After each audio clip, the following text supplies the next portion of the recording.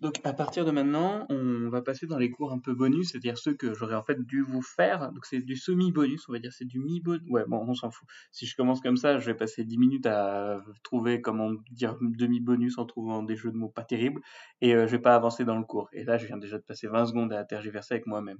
Ça démarre très, très, très mal. Donc, c'est pas vraiment du bonus dans la mesure où ce sont des choses qu'on était censé avoir vues en cours, mais qu'on n'a pas vues en cours parce que 12 heures, c'est difficile. Et peut-être aussi qu'il devrait embaucher des gens moins nuls que moi. Mais bon, vous êtes bloqué avec moi, donc c'est la vie. Et je suis pas très rapide pour expliquer les choses. Donc, on va traiter des modèles numériques de terrain. Donc ça, je pense qu'en CM, vous l'avez vu. Je suis pas allé vérifier, mais oui. Mais on va dire oui. Et le modèle numérique de terrain, c'est donc une information qui est continue et qui va, dans le cas du modèle numérique de terrain, donc comme on parle des modèles numériques de terrain, ça tombe bien, Rémi. Allez, on se focus un peu, on se focus. Mais je parle comme un connard de la start. Bon, je vais pas commencer. Donc, les modèles numériques de terrain, le MNT ou DEM, souvent on dit DEM pour Digital Elevation Model, donc la même chose mais en anglais. Et DEM, c'est juste plus facile à prononcer et plus rapide. Quoi qu'il en soit, les modèles numériques de terrain, c'est donc une information sous forme de raster qui vous donne l'élévation d'un lieu, d'un sol. Alors voilà, il y a le modèle numérique de surface, le modèle numérique de terrain. Alors souvent, on va différencier surface et terrain et sol. Donc ça dépend comment on l'exprime. Mais surface, c'est globalement quand on garde les immeubles et différentes constructions, différents trucs. Et normalement, le modèle numérique de terrain, c'est le terme le plus générique, mais on peut dire que c'est pour dire pour le sol, donc quand c'est nettoyé et qu'on n'a pas ce qui dépasse trop. Il y a différentes terminologies, les gens les confondent un peu. Normalement, le MNS, modèle numérique de surface, c'est quand on est vraiment ou alors c'est le MNE d'élévation. Je confonds MNE et MNS. Attendez, on va aller là.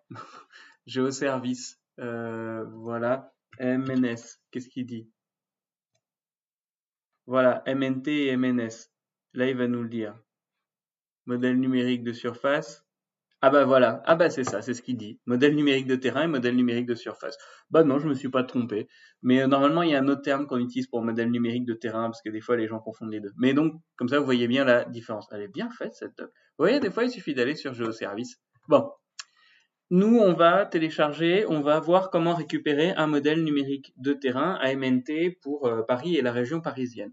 Donc pour ça, vous l'avez compris, hop, je vais revenir ici, et dans Géoservice, on va aller sur Accueil.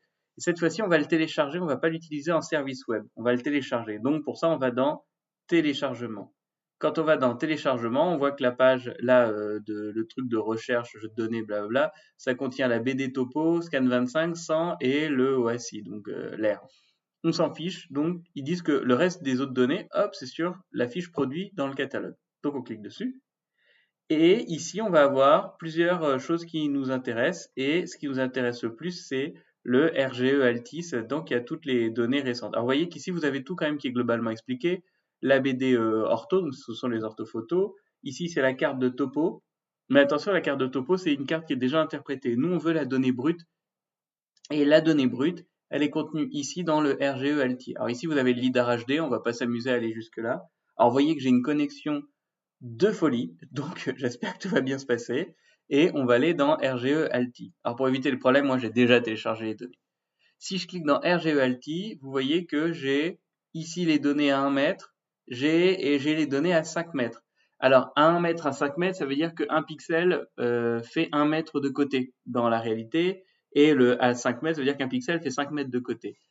D'ailleurs, avant le RGE Alti, j'aurais dû vous montrer, il y a la BD, il y a la BD Alti, elle est où la BD Alti? La BD Alti, elle doit être plus bas parce que maintenant elle est moins utilisée. Mais la BD Alti, si vous tapez BD Alti, vous aurez, ah voilà, elle est là, et c'est un pas de 25 mètres. Donc 25 mètres, voilà, faut que ça charge. 25 mètres, ça va être utile quand on travaille sur des grandes régions, quand on est à petite échelle.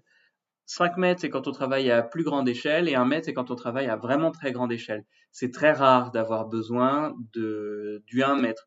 Si vous faites, par exemple, parce que ça veut dire que ça, c'est du volume de données, plus on a de pixels, plus nos données sont lourdes, et puis si on veut faire des calculs, plus on a de pixels, plus les pixels sont petits, enfin représentent des petites surfaces, plus on va vraiment avoir beaucoup de calculs et ça va être long.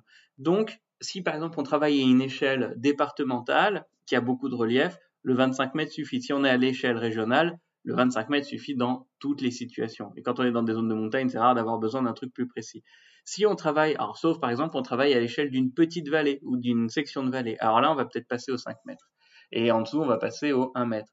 Alors nous, on va travailler avec la RGEALTI parce que c'est des données qui sont récentes et de bonne qualité, je les aime bien, plus, je préfère, c'est plus joli. Mais en soi, le 25 mètres nous irait très bien. Donc nous, on va travailler avec la RGEALTI et la RGEALTI, le 1 mètre, faut quand même pas déconner. Vous voyez que pour 1 mètre, ils ont même divisé en deux packages. Nous, on va aller sur le 5 mètres. Donc si je clique sur 5 mètres, ça m'envoie tout de suite au fond de la page. Et on va aller descendre jusqu'au département numéro 75. 75, il devrait être... normalement, il est après 74. C'est de l'humour de moi. Alors, pas ouf, hein, voilà. Vous voyez, la thèse, ça fait pas que du bien au cerveau. On clique ici et on le télécharge. Pour éviter les temps de téléchargement relous, moi, j'ai déjà téléchargé et j'ai décompressé. Je l'ai décompressé ici, hop, et vous allez voir, je vais me tromper. Ah non, c'est ça. Donc, c'est dans mon dossier de travail et en fait, dans JS Persistent, Paris médiéval, et dans Paris médiéval, j'ai fait un dossier data et ensuite, je fais des sous-dossiers. C'est classique, soit par fournisseur, soit par fournisseur et type. Donc, par exemple, je travaillerai avec des données INSEE, des données IGN et des données d'autres fournisseurs. J'aurai 3 dossiers, INSEE, IGN, et puis ensuite un autre en fonction de l'autre fournisseur. Là, j'ai que des données IGN, donc je vais directement les classer par type par type directement, je vais faire à la fois fournisseur et à la fois données. Par exemple, j'aurai au maximum 4 dossiers, genre IGN RGE, IGN machin, et puis INSEE quelque chose. Vous voyez? Donc là, je vais dans IGN RGE et c'est là-dedans que j'ai décompressé mon dossier. Donc mon dossier décompressé, pensez bien à décompresser, il est là. Alors, il se présente sous dossier. Là aussi, ils ont des sous-dossiers. Donc, on a un petit lisez-moi dans lequel on a, voilà, tout ce qu'il faut savoir sur les produits IGN, rapidement les licences, tout ça, c'est assez bien fait. Ensuite, on va revenir, ça met 1000 ans à se fermer ce truc. Allez, voilà. On a des suppléments, donc des données supplémentaires. On a le dallage, on a les sources, ça nous permet d'afficher l'endroit que c'est censé représenter. Bon, on a toutes les métadonnées, donc les métadonnées ici, hein, on va pas, voilà. C'est comme ça que se présentent les métadonnées. Donc, qui les a réalisées, le système de projection, etc. D'ailleurs, le système de projection, il faut bien noter que c'est du LAMP 93 IGN 69. IGN 69, c'est l'altimétrie.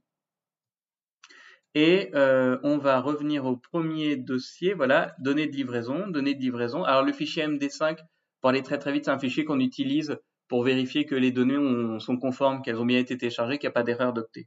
C'est un fichier de hachage, ce qu'on appelle. Et ici, on a les fichiers ASC. Donc ASC avec leur fichier .xml. Les fichiers XML, ce sont des fichiers qui contiennent les coordonnées en fait. Et qui expliquent un peu, voilà, il y a une bande et que c'est un explicatif de la donnée. Donc, je vais le laisser sur le côté et on va venir charger nos données. Pour charger nos données, alors bon, il faut jamais faire ce que je vais faire, donc on va pas le faire. Déjà, je vais créer un dossier. Il s'est créé où ce... Ah voilà, il est là.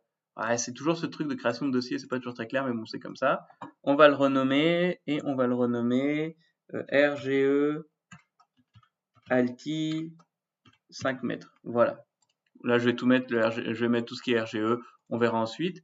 Et maintenant, comme je rajoute un raster, je vais dans couche, ajouter une couche, raster.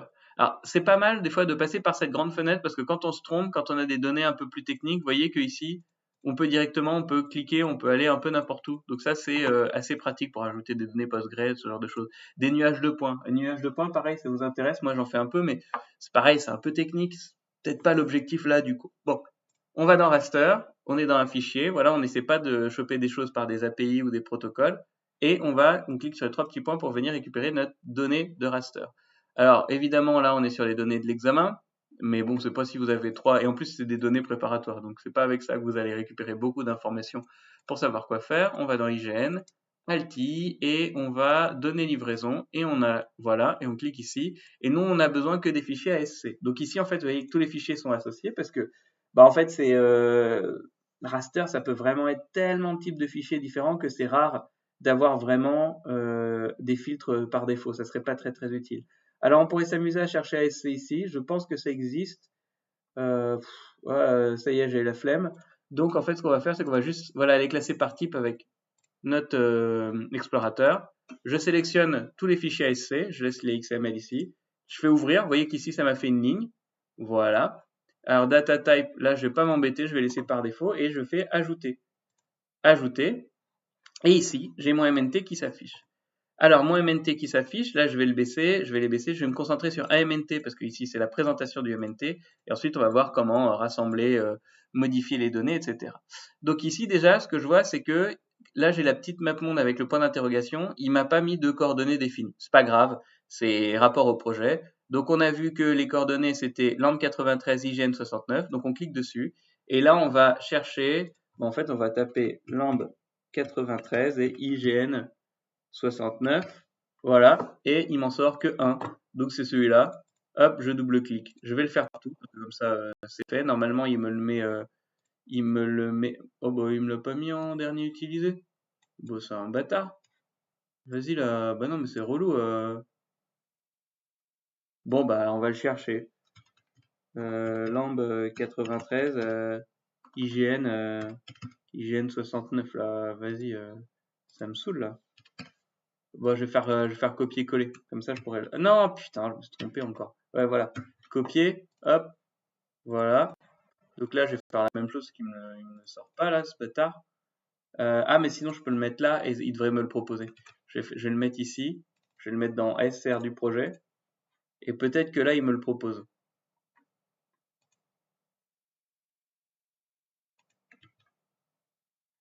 Non, c'est la vie.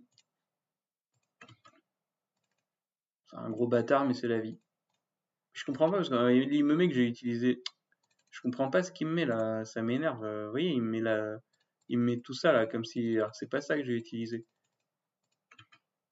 On va voir ce qu'il me dit. Peut-être qu'après il fait pas la différence, hein.